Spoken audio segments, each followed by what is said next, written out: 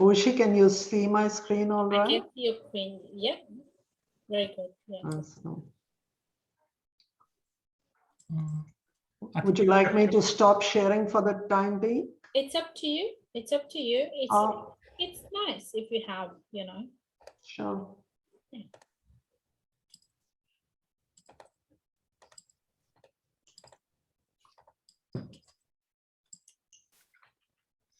You may like it in the slideshow mode. Yeah, I would say slide. Okay, let me make it into slide. If you do F5, it should do it. Yeah, like that. Yeah. Yeah. All good. I was trying to send you a chat message, but it isn't that option isn't available on Zoom right now. I don't know why. I see. Talk to Ben. Ask Ben. Yeah, but Ben is right. I can just, he's the host. Yeah. The chat is open. There is chat. Huh, sorry? Just click the chat option. Yeah, but it is not open. showing that if I want to privately send a message to Dr. Aila, I can't do that. I can send it. Let me send a message to you. And Yeah, see. you can. Yeah. It No, says, Oh, we've got Jackie there as well. Thank you for joining in, Jackie. Rajul. Anna. Hi, Anna. Jenny. Hi, Aila. Hi, Hi, Ushi. Anna. Good to see you. Did Hi, you raise all. your hand for something, Anna? Hi, Jackie. Hello.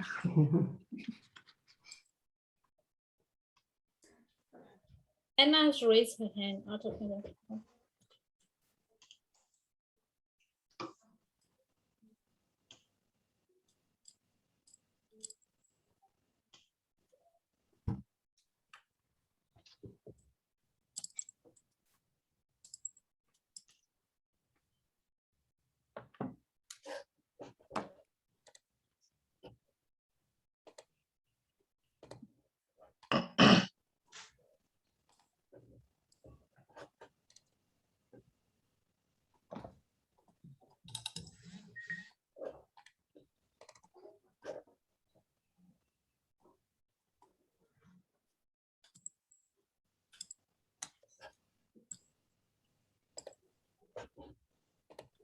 It's 3 o'clock. We wait a few minutes, 1 or 2 minutes. Yeah. So Ushi, you're the treasurer for this organization? No, not this one. This one, I'm the treasurer on a different one. This one is mainly like a research group that David has put together. So, yeah, it's more David who has formed this group and leading it. I see. That's great. Lovely background, Jackie. I'm trying to display the corporate colors there. Oh, no, you're doing a much better job. I was feeling in a bit of a spring mood. So actually, Jacaranda's not till November, is it? Maybe I'm looking forward to Christmas. But this is our, I guess, the university icon, isn't it? The jacarandas there. Yeah, I think so too. Yeah, that's the one outside EQ. Yeah, yeah. Jackie, don't rub salt in our wound. We wish we were on that campus. Oh, yes. Okay, I think we just start, and if people want to join in, they keep joining, I guess. Sure. As I mentioned, David could not make it today, so I'll be chairing today's session. And before we start, so I'll do an acknowledgement of country. I'm at Western Sydney University, so I'll be acknowledging with respect for Aboriginal culture protocol and out of recognition that its campuses occupy the traditional lands. Western Sydney University acknowledges the Darug, Tarawal, also historically referred as Darawal, Gandara, and Wiradjuri people, and thanks them for the support of its work in their lands, Western Sydney and beyond. So today's presentation is on donor behaviour, the case of the Pakistani diaspora in Australia, and it's being presented by Dr. Aila Khan. Dr. Aila Khan is a senior lecturer in marketing at the School of Business at Western Sydney University. Her main research interest lies in the discipline of social marketing. Aila has undertaken consultancy work for Coca-Cola, Horticulture Innovation Australia, Perfection Fresh, producer of novelty fresh produce, and industries in the built environment sector. Aila has been an Erasmus, I hope the pronunciation is right, pardon me if it's not, scholar in Poland and Spain. Aila is a board member and chair of Shaukat Cannon Memorial Cancer Foundation Australia.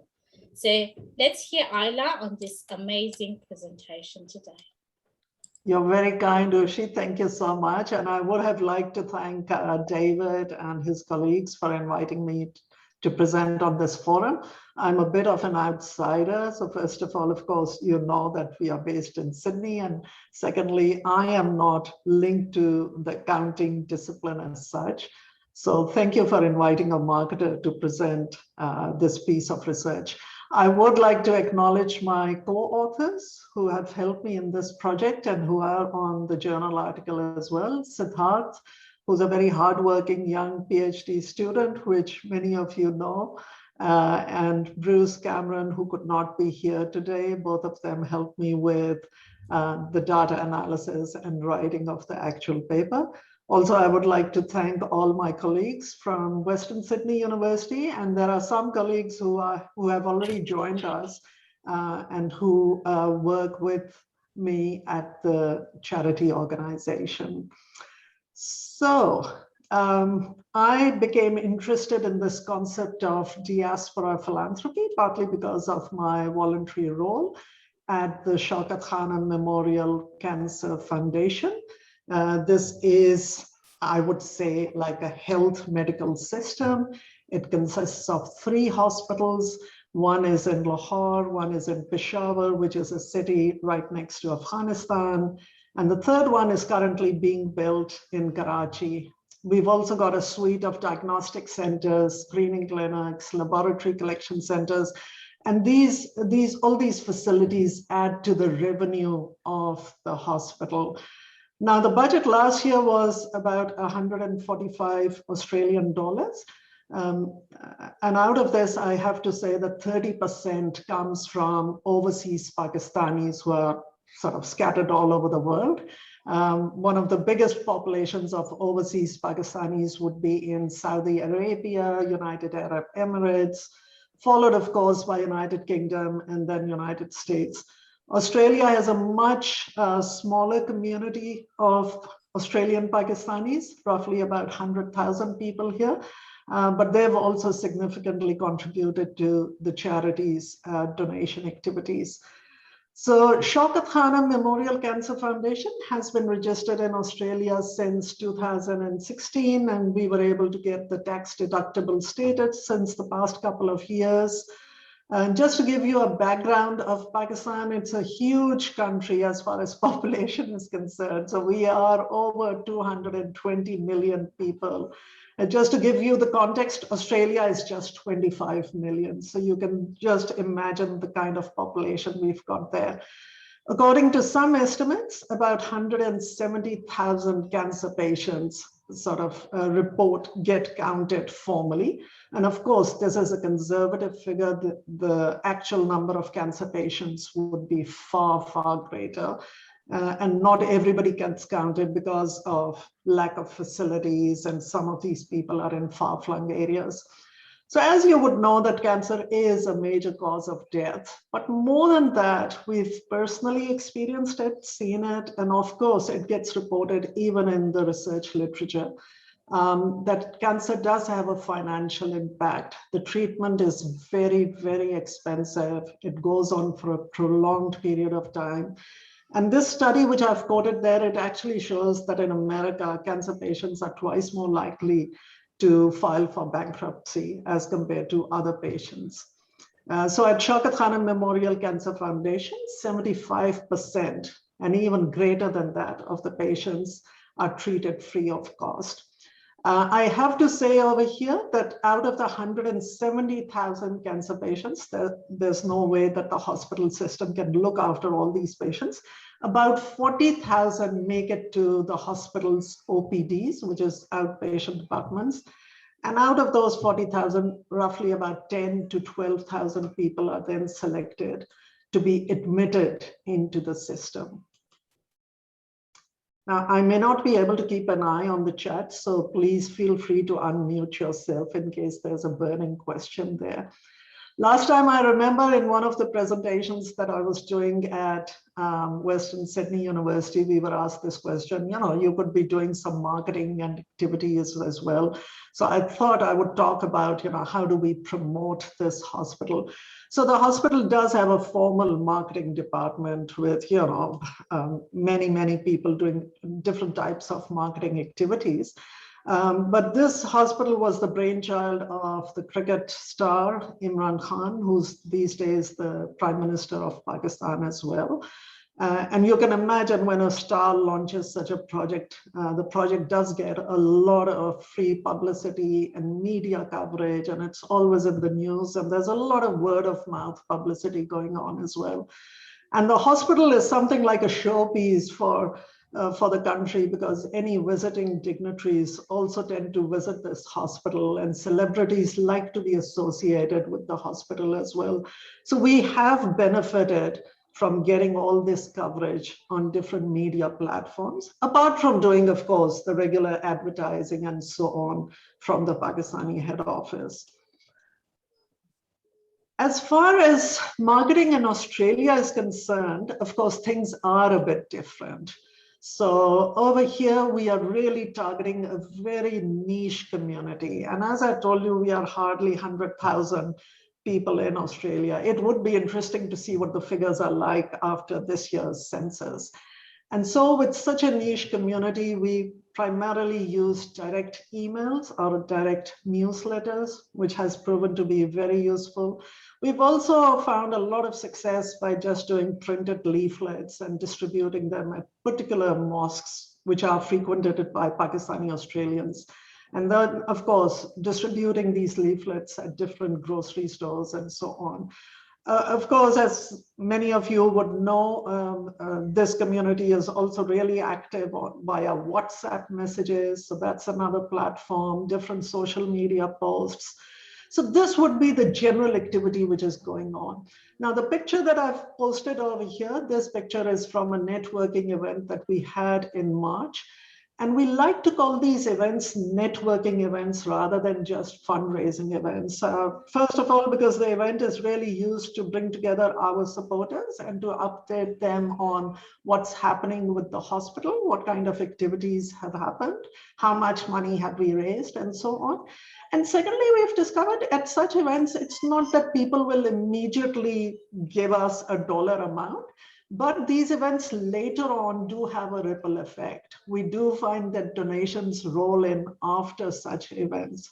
Similarly, we had an Eid al-Adha campaign lunch at Wollongong. This was just prior to the lockdown. And once again, we refer to it as a networking event. And later on, we've discovered that Eid al-Adha related donations did started coming in. And of course, October has just started and we'll be very, very busy. Even if we can't do pink walks, we will have a lot of activity going on social media. So I guess this is how we try and communicate with Australian Pakistanis here in Australia. Okay, do we have any, I guess, Hushi, you'll have the controls there. So No, maybe- there's no chat at the moment. Ikina, can you mute yourself, please? Oh. Thank you, Ushi, and thank you, Kina. So I guess one of the things in the literature is, what do we call this community? Do we just call them overseas Pakistanis as they are referred to by the Pakistani government? Do we call them, Australian Pakistanis, Australians who were born in Pakistan? And in the literature, we discovered the term diaspora is actually very comprehensive. And the kind of attributes which come with a diaspora was exactly what we were looking at. So diaspora is not just a group of people who are sort of bound together linguistically and ethnically and religiously, as the definition over here sort of highlights. But I guess the interesting point with the attributes of a diaspora is that we have this emotional and sentimental link and material link with our country of origin.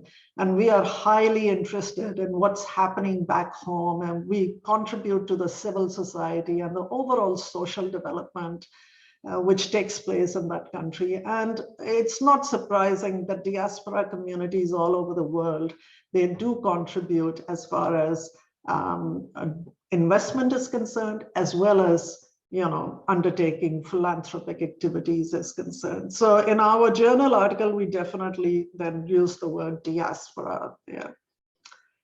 So when we started looking at the donations which were coming in, and in this paper, we are only looking at the donation data set which we got from our banks. We did not do any surveys, we did not do any focus groups. We only looked at the pattern of donations as they were coming in. So we started thinking about, okay, there has to be a rational reason behind it, and what could be the rational economic reason which one could probably use to justify how the donations were rolling in. And I have to give this credit to Siddharth, because he was the one who introduced me to the concept of consumer confidence index. And while I had heard about it, I guess I had never used it in my research. And so consumer confidence index, first of all, it gets reported every week.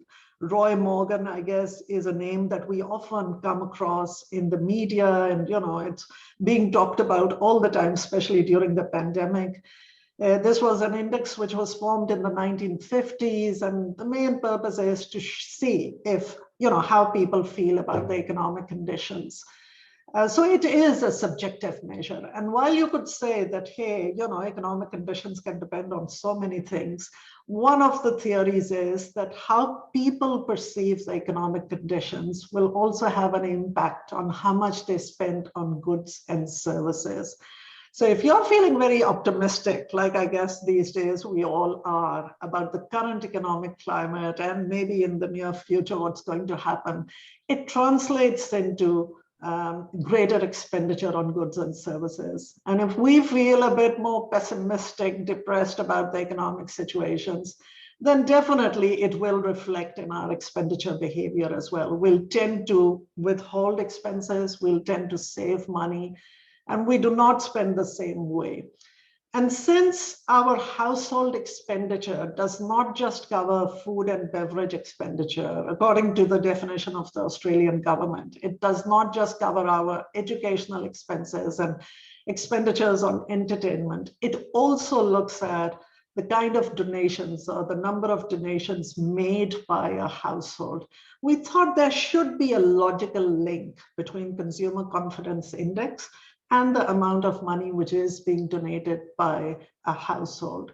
So that's why we came up with the first hypothesis that, okay, let's test the link between these two measures. And then, of course, during the review process of our paper, we were also asked to test the link during COVID. So what kind of a link is there between consumer confidence and household donations? Because remember, during 2020, consumer confidence really plunged, and I'll be able to show you the figures really later on. And then we started looking at, religious related reasons. And I guess this is because being related to the charity, we know that during a religious month, suddenly money starts piling in. And so for the journal article, we wanted to argue that what is this religiosity and how does it explain how people are behaving? So we looked at a concept called intrinsic religiosity. And the concept of intrinsic religiosity, or the theory of intrinsic religiosity, is different to extrinsic religiosity. So extrinsic religiosity is all about displaying your religion. So for example, going to the church and maybe undertaking certain rituals which can be seen by others would be extrinsic religiosity. But this intrinsic religiosity is interesting because it's something inside you, what you believe in. And it's something to do with your principles and how you would like to lead your life because of the principles that you believe in. So like other Abrahamic religions, in Islam, there's this firm belief in God and in life after death, and it's all about pleasing Allah. And everything is supposed to be like a blessing from Allah. Wealth or income is not because you are capable enough and that is why you got it. It's all because Allah has been kind and generous to you. And because this is a blessing from Allah, the concept is that then you must give from this wealth. And you must give in the name of Allah and not expect any reward in return. And in fact, the whole concept of charitable giving in Islam is that you do it to purify your wealth, and you do it because this is not going to in any way reduce your wealth.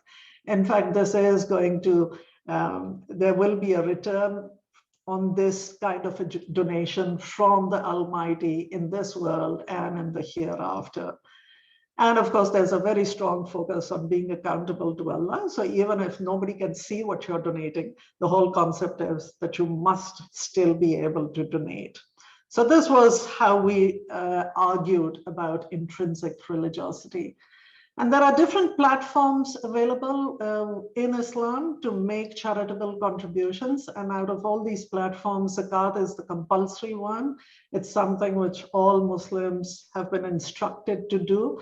And it is the payment of 2.5% of your accumulated wealth within a year to charity. And while you can do it at any time during the year, most Muslims believe that if you do it during Ramadan, then the blessings are 70 times more.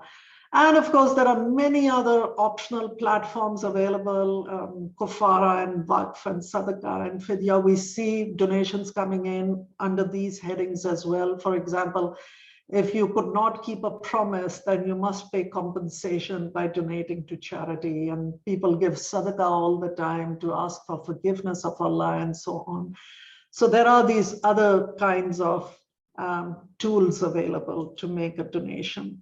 So I guess we knew through experience that, yeah, the donations during Ramadan are higher, but we wanted to statistically test the relationship there.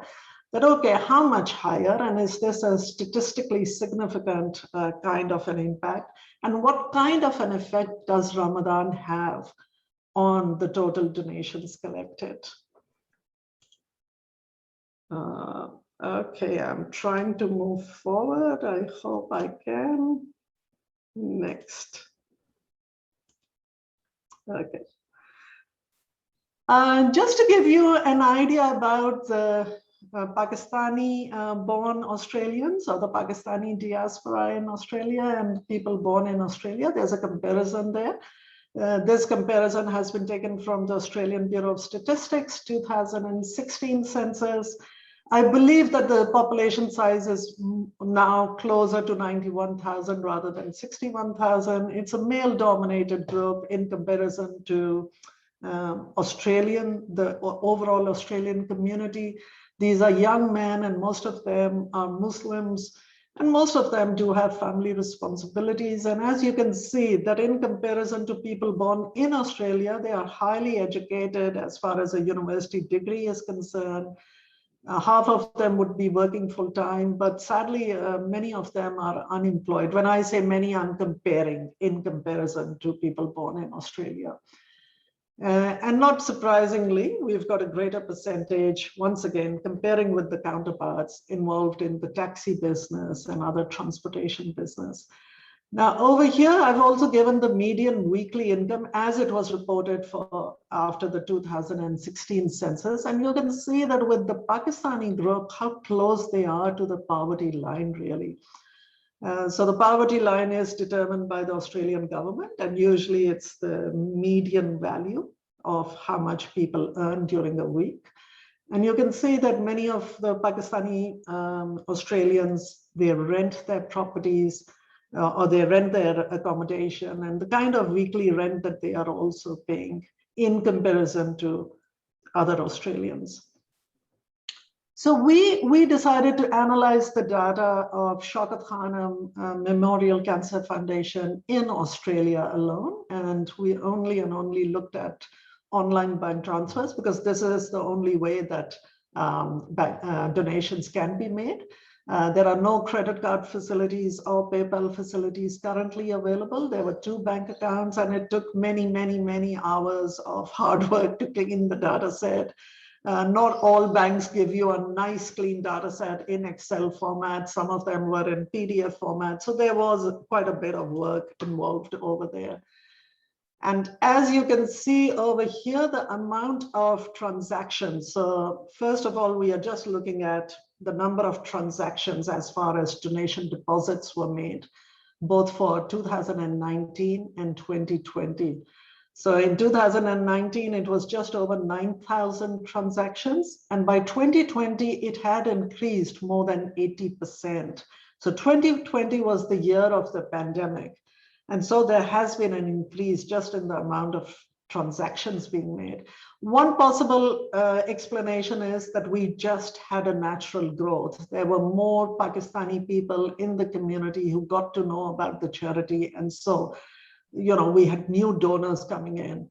And of course, another possible explanation could also be that we've got our existing donors and maybe they were making more frequent deposits as well. You can see that our total donations were about 875,000 in 2019, and that has also seen an increase of more than 20% in 2020. Now, in 2019, we were still regarded as a medium-sized charity. 2020 onwards, we are now regarded as a large charity organization simply because of the donation revenue coming in. You can also see the minimum and the maximum amounts for both the years. But the interesting thing is the most frequently deposited charity amount is $10. And I guess this is where our real story is, that most of our donors, make this kind of a deposit. And this has remained consistent in both the years. And you can see that the median value is also the same. The average took a bit of a hit there. And there could be different explanations for it. But at the end of the day, you can see that we did see, in spite of the pandemic, we did see an increase in the number of donations. So Siddharth was able to also give us the details of, what percentage of the donation deposits fell into different categories. And as you can see, donations less than $20 were more than 50% in 2019, and this actually increased. And so this is interesting that during the pandemic, the number of, or the percentage of donations which are less than $20 increased to more than 60%. Of course, if you look at the amounts $50 and above, there has been a reduction over there percentage-wise. So people who deposited more than $10,000, if there were 6 transactions in 2019, definitely in 2020, we discovered that those 6 people were no longer there. It could be that they made smaller deposits. So I'm not saying that they did not remain our donors, but at least that lump sum figure of $10,000 was definitely reduced there.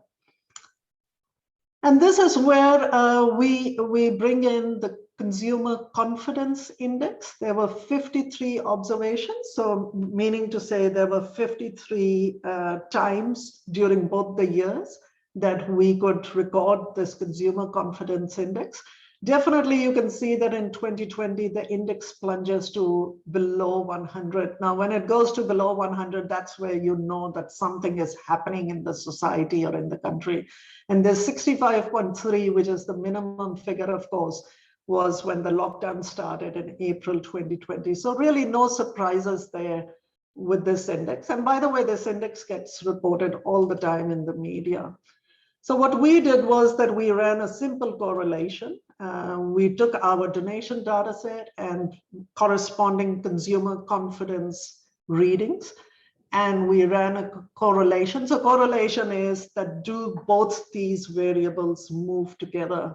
So as you can see where it says H1 accepted, in simple words, it does mean that yes, statistically speaking, we found that the donations that we received in 2019, they were moderately strong. So those of you who are familiar with correlation, it varies from 0 to 1. So something like 0.4 3 is a moderately strong correlation value. And it's a positive correlation, meaning to say, as consumer confidence goes up, so do the donations. But once again, the story is with 2020. Consumer confidence levels were going down, yet our donations still kept going up. And I guess this is where we really find it very interesting. We still say that we accepted the hypothesis. So yep, both the variables are still related, but it's an inverse relationship. So while the value is 0.44, roughly similar to the previous year, it's absolutely not a positive relationship. Inverse relationship means that it was a moderately strong negative relationship. So as consumer confidence went down, the donations still went up. Now, why did this happen? There could be a number of reasons for it. So, of course, one reason could be as simple as people are still following the religious commandments. But I would have thought that maybe people have less to spend. Maybe some people might have lost their jobs. One of the explanations we found was that perhaps this was the year when people could not really travel, and traveling overseas, going back home is a major expenditure. And another major religious expenditure during a year is going for pilgrimage to Mecca, Hajj. And of course, last year, nobody could do that. And maybe there was some saving there, and people might have spent that saving in donation as well. Of course, we looked at other different theories of what does the literature suggest, and we discovered that there is this theory of solidarity, and this is a human phenomena. Whenever we find people within our community or in our group facing some adverse circumstances, it is only human to reach out and to try and help them out. So I guess all these explanations could offer an insight to the kind of behavior we find over here. Siddharth was also able to run what is supposed to be called a causal impact analysis. So in simple words, what we did was, for both the years, we pretty much calculated that, okay, what kind of donation dollars did we receive in 2019 Ramadan month and 2020 Ramadan month? So 384,000 for just 4 weeks of Ramadan. That is the fasting season. And then for 2020, we also calculated the amount of donations received during those 4 weeks. Now, had there been no Ramadan, keeping in mind the way the pattern was going during the year, what kind of an amount would we have expected? So we were also able to sort of calculate that amount. And that gave us a figure of what kind of a relative effect of Ramadan was there on our donations. So while as lay people, we do know that just charitable donations do increase, I guess this was for the first time that we were actually able to calculate that in 2019, the relative effect of Ramadan was over 800% and close to 600% in the year of the pandemic. And so this was statistically significant, not surprised over there as well. If I were to sort of wrap this up and sort of offer what kind of insights we were able to get and why we would be so interested in now doing follow-up research. So this was like an exploratory study just based on the data that we've already got. I guess, first of all, it just demonstrates the power of micro donors. So not even small donors. The literature refers to them as micro donors because they make donations of $10 or less. And this power of micro donors previously has only been seen in political donations, where many political supporters would contribute small amounts. I guess one can see that really how a charity hospital is being run through these micro donors. It's also very interesting because when we look at the number of people in Pakistan who pay tax, it's very low. It's hardly 1% of the population which pays tax. Now, I'm not trying to say that Pakistanis are, what should I say? there could be tax evaders there. But at the same time, it hints towards, trustworthiness of the institution. People do have a trust in the institution, and that is why they commit their zakat money to this charity organization. I would also like to point out the inconspicuous giving, which I think is in the literature, it would make a significant contribution, because we keep hearing about, when you make donations or charitable giving visible, people are happy to share, hey, I'm doing a fundraiser on Facebook, and hey, there's a fundraising event, and in front of so many people, you commit so many dollars. But really what we've seen is that many of the events that we organize actually would not result immediately in a dollar amount, but money does come in at a later stage. And these donations are made inconspicuously without really anybody seeing them. So that would be something which would be really interesting to explore further through maybe interviews and so on. And I guess what we would also like to highlight is that sometimes we assume that probably, charitable giving is something which people of a certain income level would be doing. And what we've discovered is people who are very, very close to the poverty line are actually giving charitable donations. So why would poor people or people very close to the poverty line, why would they make a donation? So, of course, I looked at some previous research papers, and one explanation was coming out of United States, that many of the people who were not financially strong in America, they were actually more religiously oriented. So one possible explanation could be there as well.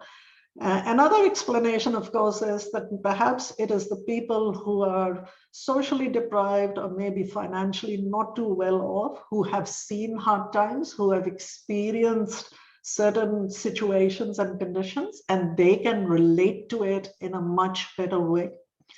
A third interesting explanation was that usually it's people who may not be making a lot of money who actually believe in donating to such causes, maybe homelessness and, medical facilities and hospitals and so on. And sometimes with the financially well-off people, we see them contributing towards environmental causes, and we might see them contributing towards animal rights activities, and maybe more towards art and culture. So it could be something interesting which one could definitely explore more. And just the fact that this relationship between income or maybe wealth and charitable giving is something which we feel would be really worthwhile exploring in future studies. Happy to take your questions, but I guess at this point, this is about it. And thank you very much for listening to this chat. Thank you for your amazing presentation, Aila. It was very interesting, very different, very interesting. So any questions, anyone, feel free to raise your questions. Okay, not hearing anything. Just one question from me then. Did you think if your data was across more years, did you think you might have seen something a bit different? Or do you think it would have been something along the same lines, or I don't know? So Ushi, your question is that if we had data over many longer years? Period of time, yeah. Yeah. So we do plan to, Ushi, I guess now that we found this kind of an interesting pattern, we do plan to analyze the data in future years as well. At this point, as you can imagine, it's a very young charity. It's hardly 5 years old. And really, we started doing our formal marketing in Australia about 3 years ago. So it would be interesting to see how the pattern goes. We've tried to compare the pattern with the pattern in Pakistan. And while the research over there would not have been published, but we have been in touch with their finance guys. And it's interesting to see that the average donation amount, especially in the early years of Shaukat Khanum in Pakistan, was actually 10 rupees as well. Wow. So we do find that this charity is supported by the small donors. They could make multiple deposits, but it's a small donation amount which they put in. But yeah, we would be interested in Yeah. comparing it over the years. I It think it would be interesting. very interesting, yeah, to see. Absolutely. I have a question. I don't know. Yes, Akina, go for it. Yeah, thank you, Aila, for this presentation. I want to know a few questions. The first one is all the people making this donation are making it because of their religion, is religiously biased in terms of all the data. Sorry, can I just repeat this question? That you're saying? No, my question is, if everybody making this donation are all Islam, is it the decision to donate is born out of Islamic belief? I want to know if it is everybody that is donating is Islam. Okay, so again, I would say that many of our donors, now I wouldn't have a percentage figure to give over here, but I would say many of our donors make a decision because of the religious commandment, because we can see in the bank account, it says zakat donation or sadaqah donation. So looking at such donations, you realize immediately that it is done because of the religious beliefs attached. Of course, there are some donations which can be made, let's say, because we've got campaigns going on, put a brick at the new Karachi hospital, and we'll put a plaque for you if you donate so much amount. So there could be some ulterior motives as well. But many of our donations, and especially the small amounts coming in, have a religious title to it. And the kind of different platforms I've shown you, some religious type of title would go with a donation. Okay. Okay. The second question, if I may ask, is there any relationship, or what exploring if there's any relationship between the donors and the beneficiaries themselves, the people whom these donations are meant to address their needs? Yeah, so I guess the only relationship, Akina, that we can see is that most of our donors are from Pakistan, and most of the beneficiaries, not all, but many of the beneficiaries would be Pakistani citizens in Pakistan. Of course, as you would know, that we've got a huge influx of Afghan refugees in Pakistan. And so especially the Peshawar hospital does cater to Afghan nationals and refugees and so on. So that would also be happening all the time. As far as any relationship is concerned, there cannot be, because when our donors make a donation, they cannot tell us that, hey, I'm giving you $1,000, but it should go towards the treatment of my sister. No, because then we tell them, you give the money to your sister, don't give it to us. Because when you make a donation to the hospital, it goes into the pool of funds which is available, and the hospital's system would decide, how to allocate the funds. Okay. Okay. The reason I asked was because I could perceive that people could, the change in donation behavior could be affected by their feelings or perceived feelings about the recipients themselves, about the beneficiaries, about what their perception about how they use it, or the need, even the actual need, if it is important, if they actually need it. So that is just the angle I was. So you might want to look further, the change in donation behavior would have a bit of an effect, or driven by a relationship, a certain kind of relationship between the donors, perceived, it could be a perceived relationship between the donors and the, yeah. Thank you very much. Thank you. Not at all, Akina. Thank you so much. Any more questions from anyone? I think Zahur has his hand raised, Ushi. Yes, Zahur. No. Yes, thank you very much, Dr. Aila. It has been an excellent presentation. And I was really very impressed to know that people close to poverty line are the biggest donors. So that was really not unexpected, but confirming through your research is wonderful. Now, my question is there any relationship between your donations that you receive prior to 2018 and post 2018? And it is just because of the election year in Pakistan. And obviously, there are so many people who are just not, admirer of the Prime Minister Imran Khan's party or agenda. So how did it affect your donations, etc.? Is there any insight available to you? Okay, thank you so much for this question, Zahur, and I'll make sure that in my next presentation, I will also address this question. I guess it is an important one, especially from the point of view of the Pakistani community. So the short answer, Zahur, is that no difference at all, right? People have still been donating at the same rate. Prior to 2018, I guess our data would not be available. Also, we did not have the tax deductible status then. And we had really not started our operations the way we are now established over here. We did have our office, or we did have our team together, but at least in Australia, we do not have the kind of data currently available as we do at this stage over here. However, we've had many chats with our head office. And I guess at a personal level, I was really scared because I thought, this is it. And of course, there are many people who are vocal on social media, and you make one post on social media, you get a lot of negative comments from some of the opponents as well. And I guess at a personal level, I was really scared that, what might happen.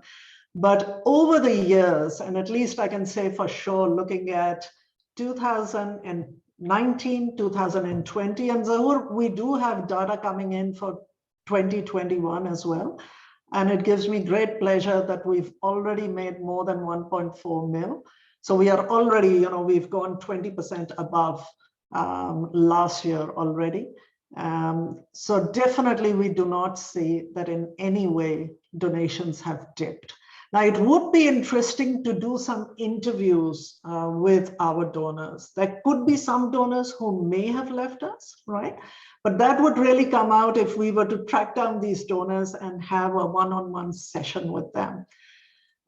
You may discover, Zahur, that it's interesting that sometimes people will not politically align with Imran Khan or may not agree with some of his views. But I think over the years, the hospital has tried to make sure that the hospital's own reputation stands apart from Imran Khan's, whatever his political views are and so on. And I think people have grown to trust the hospital in that way. Remember, the hospital is now more than 25 years old. So it has managed to build up this reputation over the years. But yeah, that's a very interesting point, very important question as well, definitely. There's also a question from Raju. Yeah. Raju? Yeah. Hi, Alia. Very interesting presentation and good insights too. I'm looking forward to your interviews bit. I just teasing a little bit idea on the behavior aspect. So intrinsic religiosity is something which you talked about, which directly relates to internal values of the donors, which drives them to donate. But did you or your team look into other behaviors, apart from intrinsic religiosity element, which might be driving them to donate or to not to donate, sort of, wherein they might have, so the shift from 10,000 might have reduced, So apart from the demographic aspects, were you able to find any literature correlation in terms of the behavior?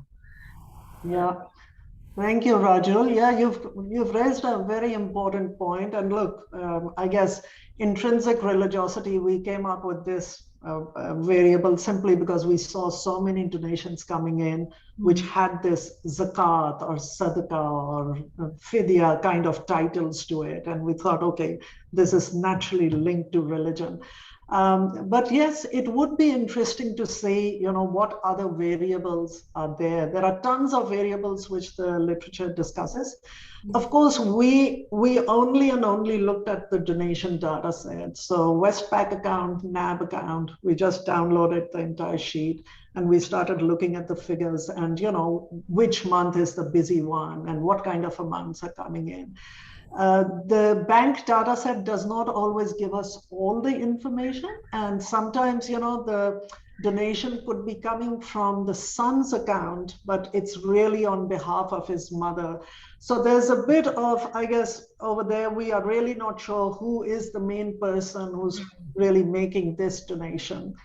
But it would be interesting to say, what other variables are there apart from intrinsic religiosity. I thought that probably the fact that we've got a tax deductible status, that's a big win for any charity, definitely in Australia. And I would have thought that really that would be a simple reason why people donate to us in comparison to some other Pakistani charities. Over the years, we've discovered an interesting trend as well. There are many, many people who actually do not want to claim tax deduction simply because they feel that if they are really making a zakat or a sadaqah payment, they should not be getting any other benefit from it. So we have been told this by donors themselves, and sometimes we can also see because some donors, of course, chase up their receipts, some do not, and they actually tell us that it's only for zakat purposes that they are making this donation. That's where altruist, behavior comes in. You're doing it for the good, not for your personal good, in return. Yeah. So again, going back to reciprocity theory, you already talked about solidarity, which was a good point, especially in the current context. But looking at reciprocity, now here you go. If religion makes you feel guilt of, claiming tax because you're not supposed to, get something in return, here we are actually going back to the reciprocity theory, as in something in exchange is not always true, and that's where people are not claiming tax deduction. So yeah, I just felt that there might be, I know the methodology actually is very restrictive in terms of the data and correlation, and there are some opaque elements you rightly talked about, like someone else would be donating on behalf of someone, but there's a lot of potential in your research in terms of other behaviors, and maybe it can come out through interviews or also tracking your own donors, how long they were there, and are the same donors who are donating, or in terms of, because you are from marketing, so probably that will again help you to attract more, or are the new donors or new migrants, who are away and they really want to do something. Absolutely. So probably, more behavioral insights would really help. But interesting research. Thank you, and good. Thank you for sharing. Thank you for all your comments, Rajul. And these are all very interesting, I guess, pathways that we could take as far as developing this particular research stream is concerned. Yeah, thank you for that. Feli has a question. Hi, Feli. Yes. Hi, Feli. Hi, Aila. Sorry, I came in late. I thought it was at 2 o'clock. I said 2 o'clock this afternoon, but that was first time. So, and then I said, okay, it's good. It's 3 o'clock. But then I had another meeting at 3, so I came in late. Not a problem. Anyway, my apologies. But anyway, I caught the slide where you showed the negative correlation between donations and consumer confidence. Yeah. Right. And I was just wondering whether that relationship is in fact related to religiosity as well. Which relationship, Feli? The negative correlation between consumer confidence and donations. Absolutely, you're right. it could be that people, in spite of an upheaval happening, in spite of a pandemic, you're saying that it could still be because of religious reasons? Yeah. What I suppose I'm saying, yes, that's right. So you say your H2 is accepted. When consumer confidence is low, I suppose people tend to feel some kind of desperation, and maybe by way of donations, that maybe it's related to religiosity or the belief that by giving during this time that they might get something in return, especially because it's a difficult time. Yeah, yeah, I'm just absolutely. thinking that probably to some people there is that. And in fact, that probably is the reason why you say the micro donors, the really small ones, despite their being probably operating below the poverty line, would still donate. It's Yeah. again based on that same argument that, that they are poor, they would like to still support Yeah. the spiritual being, hopefully that it will come back to them in a different way. Absolutely, Philly. I think you've got a very good point there. In fact, this reminds me that one of the explanations on why poor people would still keep on donating in another study was that probably poor people also perceive that they themselves could be in this situation far more than their more well-off counterparts. So perhaps it could be that poor people thinking that the same thing could happen to them in future, they can almost relate to that phenomena a lot more. And of course there could be this religiosity aspect always there, that you feel that even if you are unemployed or you're not making the same amount of income as before, this is something which you must anyway do because this is to please Allah and all that. Yeah, and I suppose, because you would say with consumer confidence being low and still there's more donations. Yeah. Why is that? It's probably because of that in their desperate moments, they are looking for desperate ways, and hopefully that the spiritual way might be one way of getting them out of that desperate situation. Absolutely. One researcher actually calls it almost seeking like an insurance policy from God.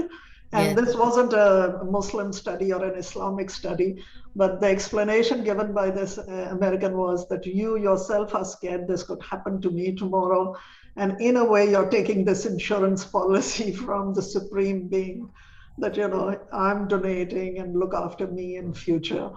So it's interesting, and it would be excellent if we could get some PhD students working on this topic. I think it would make a real contribution.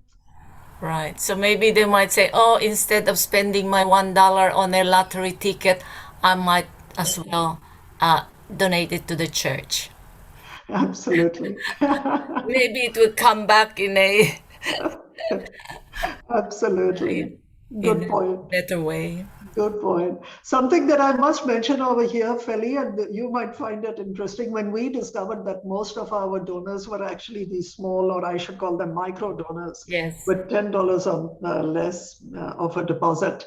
We came up with this campaign, and it was really our Australian office which launched this campaign, Donate a Meal. So in $5, you can sponsor a meal for any cancer patient 3 times a day. So we thought it fitted in really well with what our donors were capable of giving, and it gave them something tangible in return, that your $5 or $10 is going towards this meal item. And it is even now, we've incorporated now making a meal donation on our website. And I think in the next 1 year or so, we should be able to get some data that how many people actually went with this option. Yeah. So this was one way that we tried to make our marketing offers aligned with the kind of donations which were coming in. Yeah. Zahur still got his hands up, so I don't know if he's got another question. Zahur Saab, any other question? No. No, Okay. must be from before. We've got 3 more minutes to go. So any last questions or anything from anyone? No, if we don't have any more questions, I would like to really thank Aila for this amazing presentation one more time and for all those valuable comments which we have received, those interesting discussions. Great research, Aila, and we look forward to, you know, future research relating to that. Thank you. And Jackie has left a comment. She said, wonderful presentation, Aila. Thank you. Thank you, Jackie, and thank you everybody for joining me. Thank you to all the colleagues from the charity, from Shaukat Khanam, who were here today. Thank you for attending the session. Thanks, Isha and Thanks, Raju. Aila. Thank you, everyone. Thank you, Enjoy Feli. Friday. See Thanks, you all. Aila. Thank you. Thank you, guys. Thank you. Thanks.